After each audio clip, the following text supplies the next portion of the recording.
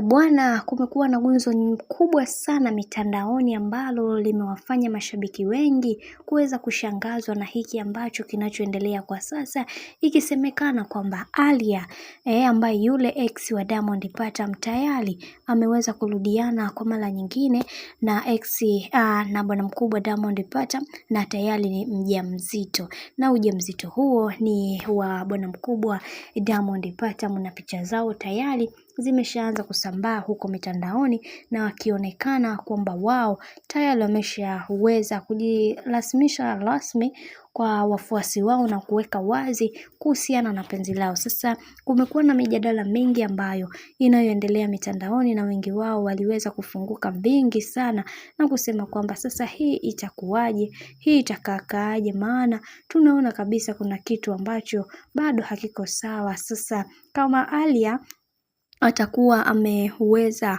kumzalia bwana mkubwa Diamond Platnumz, vipi kwa Zuchu itakuwaje? Maana kuna mambo mengi yamekuwa yakitokea katika maisha ya bibi Zuhura, na leo hii Diamond Platnumz ameweza kuzua mjadala mwingine tena. Jamani, hembu huyu binti wa watu waweze kuacha. Sasa watu wengi wameweza kuzungumza mengi na kuweza kudhihirisha kwa hiki ambacho kinachoendelea sasa, na hii ni baada ya bwana mkubwa Diamond Platnumz mwenyewe kuweza kuonekana kuweza kulizika na baadhi ya picha zao kuweza kusambaa mitandaoni, na wengi wao waliweza kufunguka na kusema kwamba kwa hiki kinachoendelea sasa, wacha tuone mwisho wake itakuwaje, maana kuna mambo mengi ambayo yanayoendelea na wengi wao wanashindwa namna ya kuweza kueleza, kwani kila mtu anaamini katika kila hatua ya maisha ambayo anayopiga, kila linalotokea katika maisha lina sababu yake. Na pia tumeweza kuona watu wengi waliweza zungumza mengi zaidi na kusema kwamba hawa watu walikuwa na mahusiano toka muda mrefu, hivyo